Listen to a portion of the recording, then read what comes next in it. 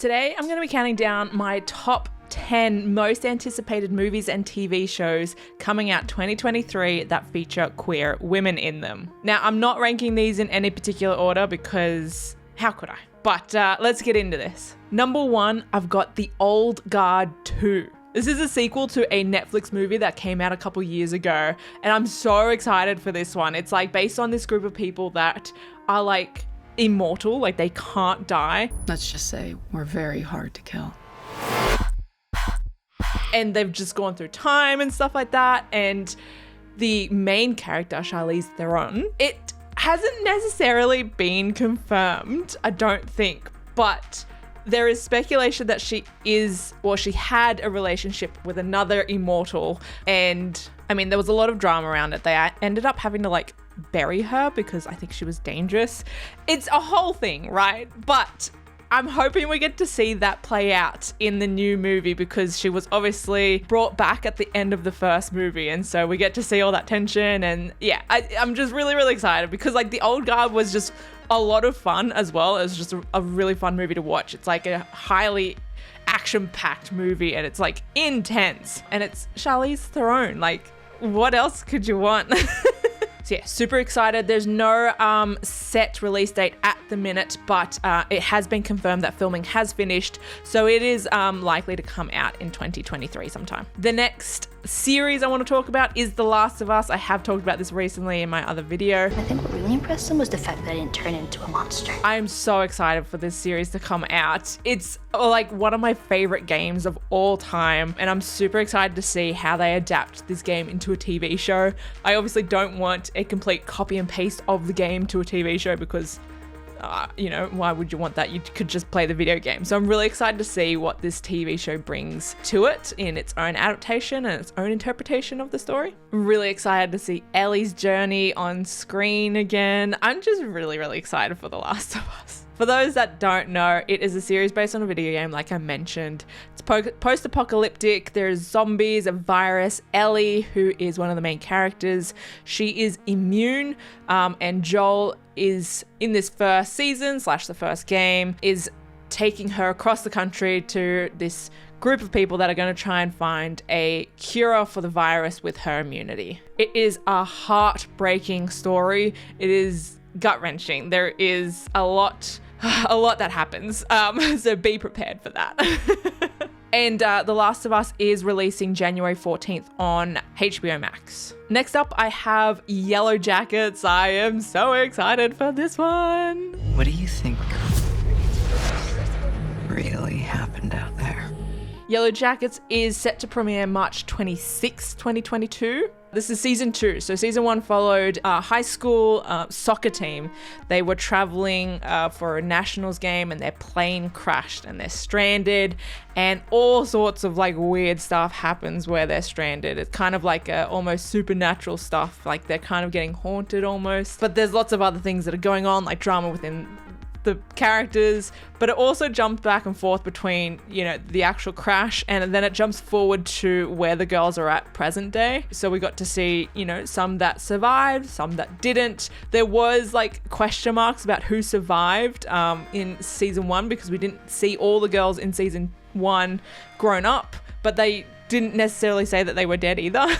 I'm really excited to see some of those girls that had question marks, their adult versions in season 2. I know for sure Van is going to be there. So I'm really excited to see adult Van and Ty together. That's going to be really interesting to see. But yeah, I'm super excited for Yellowjackets. It's an intense show, but like, it sucks you in. It sucks you in. To be honest though, I'm like forever going to be salty about Shauna and Jackie. Like, oh my God. Season 1, I was just like yelling at like the screen about how are they not canon? And you make people feel like things are gonna be okay just by showing up and being your dumb, hot, awesome self. They love each other. Like, what the fuck? The next series, I believe it is, that I'm super excited for is Tiny Beautiful Things. There's no set date. It's just set to release spring 2023 on Hulu. And it follows this internet advice columnist and aspiring novelist as she's mourning the loss of her mother. She's going to be played by Catherine Hahn. Is that how I say her last name? I don't think so, but whatever. You all know. simp for her. I love her. I absolutely adore her. And she's like in so many things now. It's so exciting. But yeah, so she's going to be playing the main character. And really excitingly, Sarah Pigeon? Oh God, I can't say last names, but she's going to be playing her younger self. So I guess similar to Yellowjackets, they're going to be jumping back and forth to past day and present day. So Sarah's going to be playing a younger Catherine, which is super exciting. But Catherine's daughter in present day, so her daughter is queer, which is exciting to see. So yeah, I love all the actors in this show. So I'm just I don't really know what to expect from the show, but I just love all the actors. So that's why I'm super excited for it. Next up, we have season 3 of The Sex Lives of College Girls.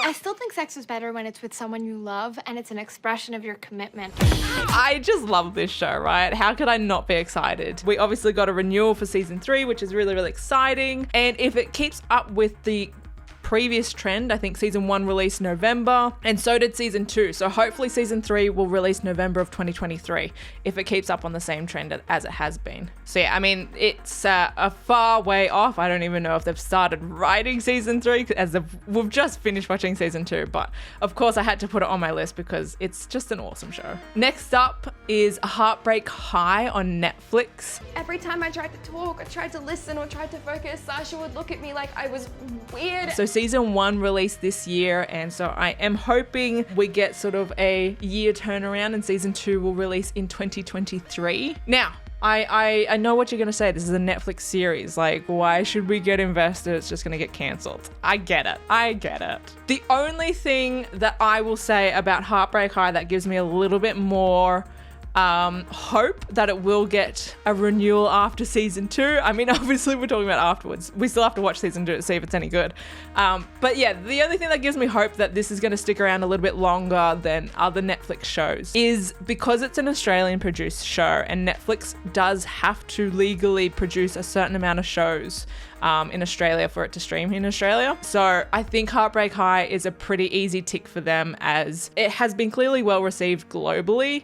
And so it ticks the box of producing Australian content and content that seems to be well received globally. So that's my hope, in that this will stick around a little bit longer than your typical 2 seasons, but we will have to wait and see. Heartbreak High, for those that haven't seen it, is, like I said, an Australian TV show. It's very like a teen drama, very sort of like sex education, like Euphoria sort of vibes. I just really loved how much representation was in there. I loved, obviously, the queer representation, but also with Quinny and the autistic representation. She's not talking. To me? To anyone.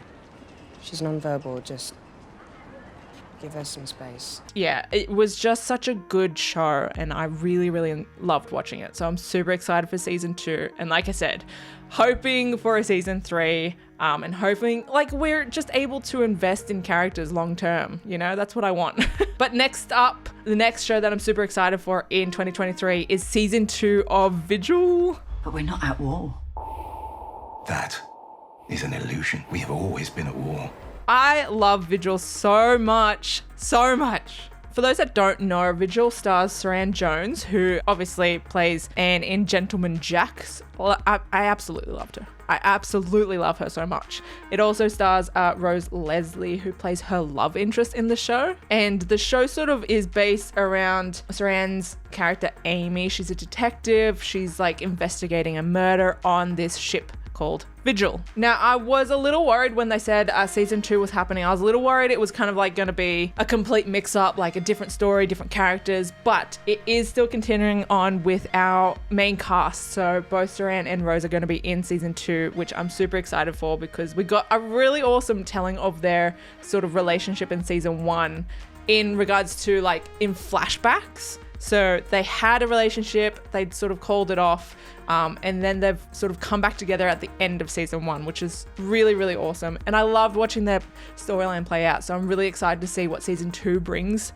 for them. I'm really curious to see what kind of storyline they're going to bring. Yeah, I'm just really excited for Vigil season 2. It was just a really good quality show. So if you haven't watched season 1, I highly, highly recommend. It's just, like I said, a good quality watch. The next up is another Netflix movie / potential movies. I don't know how they're going to be releasing this one, but it is Fear Street. Sarah Fear, You know, nothing good comes from those woods after sundown. So obviously, if you guys are aware, Fear Street had like this trilogy that they released, was it a couple years now? So they had 3 movies that they released in the span of a few weeks, right? And it was just a lot of fun, very campy horror movie. It was, like I said, a lot of fun. The overarching relationship through all 3 movies was Dina and Sam, which was awesome. Like that we had a queer love story overarching the whole thing. And it was sort of like the main telling of how it all came about as well. Not necessarily their storyline, but another queer storyline. So I really loved the Fear Street trilogy and what they did with it. The exciting thing is they have obviously sort of like greenlit another movie. Now, I don't know if we're going to be having the same cast. I actually don't know when it's releasing. The rumors are it's releasing 2023, but yeah, we haven't really heard too much more about it. I am hopeful that we get the same cast. We get Sam and Dina still going on horror adventures together, but we will have to wait and see. So yeah, that's on my list to look out for, hopefully in 2023. So the next series that I am super excited for, then I didn't even realize got picked up for a season 2, but it's the series From. Say from what?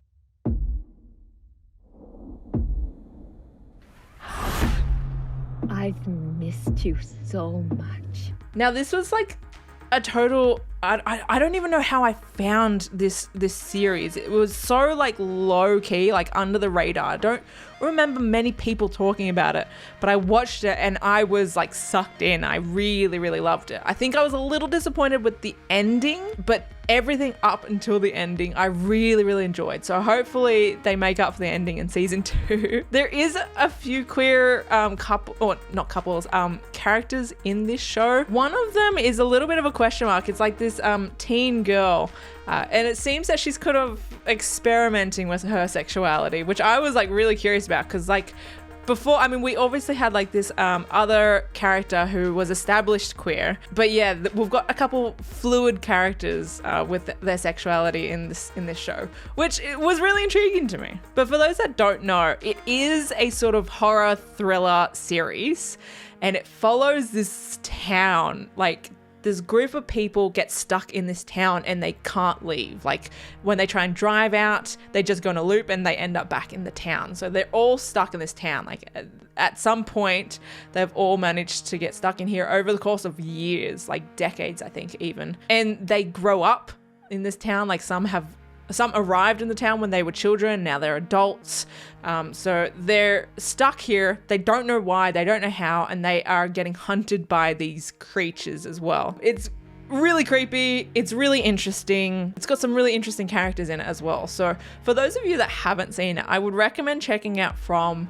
Like I said, there's a few queer characters in there, and I'm just really curious to see where they take it all in season 2. Now, season 1 did release, in February of 2022. So I'm hoping season 2 is going to be an earlier release in the start of this year, as opposed to sort of towards the end of the year, like Sex Lives of College Girls. So fingers crossed we hopefully get around February or March. That would be really, really cool. And coming in at number 10 is Big Swiss. This is a really interesting show to me. So it's sort of like an adaptation of a book that hasn't even released yet. I think the book releases in February. The story follows this girl called Greta, and she transcribes therapy sessions for a sex coach. She becomes infatuated with his newest client, a repressed married woman she affectionately refers to as Big Swiss, since she is tall, stoic, and originally from Switzerland. So apparently Greta is fascinated by Big Swiss' refreshing attitude towards trauma. They both have dark histories. So yeah, it's sort of like it's got a bit of a darkness to it, I think. And one day Greta recognizes Big Swiss' voice at a dog park, and decides to introduce herself with a fake name to her, and they develop a relationship with like this sort of fake persona. But like Greta apparently is being very much herself, obviously just lying about her name and that sort of stuff and how she knows her, I guess. Now, what's really, really exciting about Big Swiss is Jodie Comer. I can't say last names today. Jodie Comer is going to be a lead in this role. I don't know who she's playing. I'm assuming she's playing Greta, the main. I don't know who they've confirmed for Big Swiss. I'm not sure if they have officially cast anyone. But yeah, it is set to release 2023. So I'm super excited to see Jodie in another queer role. And it definitely does give me kind of like Killing Eve vibes of like, I don't know, it's kind of like a weird stalkerish, you know, kind of toxic relationship that it is developing. So I don't know, it's going to be interesting. Hopefully we get a better ending than we did with Killing Eve. But yeah, so I'm really, really curious about Big Swiss and I'm very keen to see more of it. But yeah, so they're my top 10 TV shows and movies that I'm looking forward to in 2023 that feature queer women in them. Let me know in the comments below if there's any others that you're excited for. Otherwise, I will see you all in my next video. Okay, bye.